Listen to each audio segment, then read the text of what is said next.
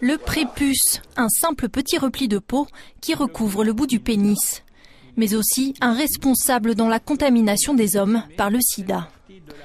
Dans cette muqueuse très fine, il y a quantité de cellules, appelées cellules de Langerhans, ici en vert. Ce sont elles qui transportent le virus du VIH et le transmettent aux lymphocytes. Le virus s'introduit alors dans ces cellules immunitaires et infecte l'organisme. Éliminer ce prépuce grâce à une circoncision, c'est donc un moyen de limiter l'entrée du VIH par voie sexuelle. Quand on supprime le prépuce, il y a une modification de la muqueuse du gland qui devient plus épaisse. Donc cette zone, elle est plus épaisse et elle est modifiée.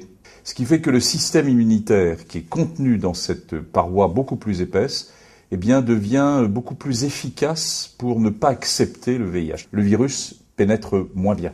Des chercheurs français ont mené une grande campagne de circoncision gratuite dans un bidonville d'Afrique du Sud. Le bénéfice s'avère flagrant. Le risque d'infection par le VIH a été réduit de 60% sur les jeunes hommes.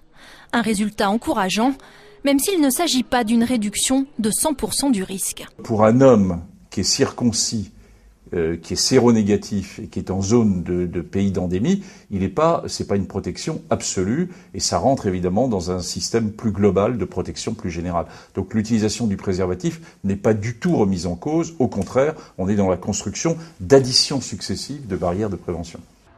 Depuis 2008, la circoncision fait partie des recommandations de l'Organisation mondiale de la santé dans la lutte contre le sida.